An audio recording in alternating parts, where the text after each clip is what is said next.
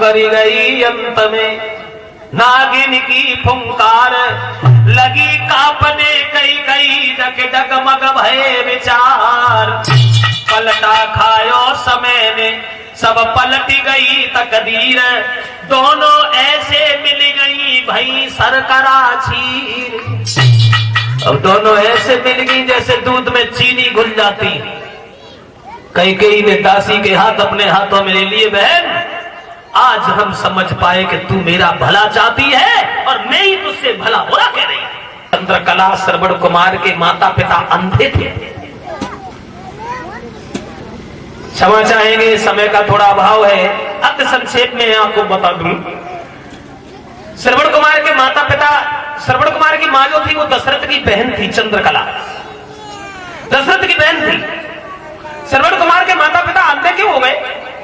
एक विद्वान ये लिख रहा है कि श्रवण कुमार के माता पिता इसलिए अंधे हो गए थे, श्रवण कुमार से बड़ा भी एक लड़का था, श्रवण कुमार का भाई था जिसका नाम था नासकेतु। एक दिन नासकेतु ने अपने माता पिता को दिन में मिलते हुए देखा तो उसने श्राप दे दिया कि तुम्हें पशु पक्षियों की तरह से रात और दिन का ज्ञान ही नहीं है, तुम अंधे हो जाओगे। वो दोनों अंधे हो गए। दूसरा विद्वान बोला इसलिए अंधे नहीं हुए, जब इनके कोई लड़का नहीं हुआ तो इन्होंने ब्रह्मा जी की तपस्या की और कहा हमें पुत्र चाहिए। ब्रह्मा जी ने कहा लड़का तो हो जाएगा लेकिन तुम पुत्र को देख नहीं पाओगे, लड़का के जन्म होते ही होते तुम दोनों अंधे हो जाओगे। तो श्रवण कुमार का जन्म होते ही दोनों अंधे हो गए थे। श्रवण कुमार की पत्नी का नाम था विद्या देवी, जो अपने सास ससुर से बहुत जलती थी। जब श्रवण कुमार पहले तो औरत के प्यार में अंधे थे, फिर श्रवण कुमार को हकीकत का पता चला तो अपनी स्त्री को वन में छुड़वा दिया। माता पिता को तीर्थ कराने ले गए। भद्रक आश्रम से लौटते समय पिता ने कहा बेटा हमें प्यास लगी है। श्रवण कुमार पानी भरने के लिए गया, दशरथ ने हिरण समझ करके बाण मार दिया। श्रवण कुमार जमीन पर गिर पड़ा। मनुष्य जैसे रोने की आवाज सुन करके दशरथ पहुंचे, श्रवण कुमार को देखा, रोने लगे। बेटा ये क्या हुआ? मैंने अपने हाथ से तेरा वध किया। बेटा श्रवण, श्रवण कहने लगा रोने से कुछ नहीं होगा। माता जी धीरज धरा जग समझ पे पछतात, और लिखी विधाता ने मेरी मौत तुम्हारे हाथ। मेरी एक बात सुन लो, ये तीर निकाल लो क्योंकि ये दर्द अब सहन नहीं होता है। मेरे मैया बबुला प्यासे नित पानी उन्हें पिला देना, और परियो तुम्हारो राजकुमार ये बात में भेद बताए देना। मेरे माता पिता प्यासे, उन्हें पानी पिला देना। पानी पी ले तब बताना कि श्रवण मर गया, पहले बता दिया तो वो पानी नहीं पिएगे। पिता अगर कहीं रोने लगे तुम्हें उन्हें धूप समझाए देना। मेरी मैया ना मर जाए भूपन कबा तुम धीर बधाए देना। और वैसी किस्मत हती माता को पानी न सके पिलाई है। इतनी कई के सरबड़ ने मेरी अपनी जान गंवाई है।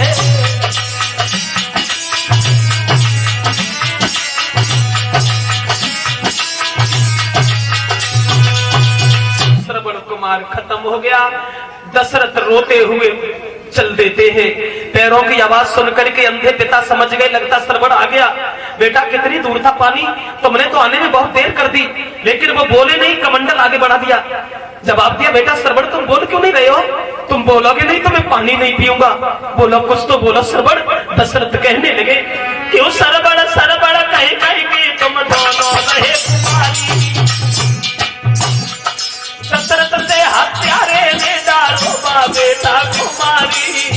क्षमा कीजिए, मैं अवध नरेश दशरथ तुम्हारा बेटा हमेशा हमेशा के लिए चला गया।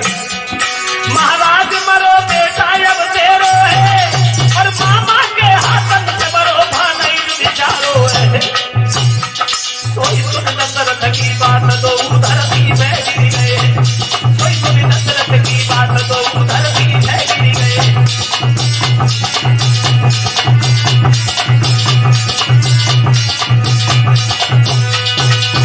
पछाड़ खाके दोनों गिर पड़े। होश आया तब कहा दशरथ बुरा किया तुमने, यही एक सहारा था, यही एक अंधे की लकड़ी थी, वो भी तोड़ दी तुमने। मैं तुम्हारे हाथ का पानी नहीं पीऊंगा। हो सके तो इतना कर दो, जा मेरे बच्चे की लाश से मुझे वहां तक पहुंचा दीजिए। तुरंत ही श्रवण कुमार की लाश के पास में माता पिता को पहुंचाया। दोनों लाश से चिपट करके रोने लगे। माँ उस बच्चे की लाश से चिपट करके मुंह पर मुंह रख के बेहोश हो गई। अंत में वो माँ अपने बच्चे के साथ ही खत्म हो गई।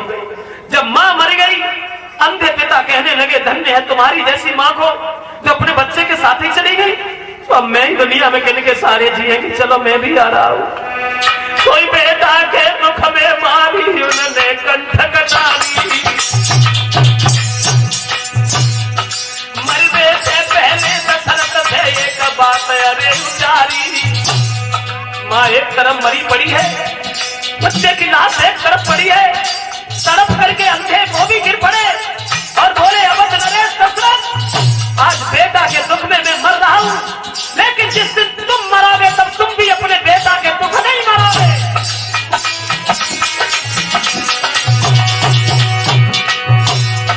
महाराज पुत्र के दुख में जाई रही जाने, ऐसी राजा तुम मरे हो पाकर के गंजमा।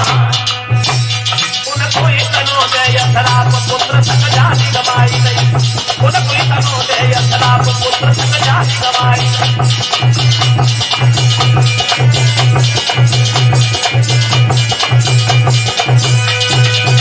श्रवण कुमार के पिता ने कहा था जैसे मैं मर रहा हूं ऐसे ही तुम मरोगे, बेटा के दुख में मरोगे। वही बात ध्यान में आती रही। राम जब वन चले गए, वो दुख उनसे सहन नहीं हुआ और राम के वन जाने के बाद में महाराज दशरथ चिंता करते करते वहां खत्म हो गए। दशरथ इधर खत्म हो जाते हैं। सुमंत मंत्री को वापस कर दिया श्री राम ने और 14 साल वन में व्यतीत करने के लिए गंगा नदी पे पहुंचे हैं। तो मांगी नावन के बटवाना, कहे तुम्हारा मरम में जान। अब क्षमा चाहेंगे कि रामायण ऐसी चीज नहीं है जो घंटे 2 घंटे नहीं हम आपको पूरी कह के सुना सकें। अब यहाँ से आगे कल देखेंगे। हनुमान लला की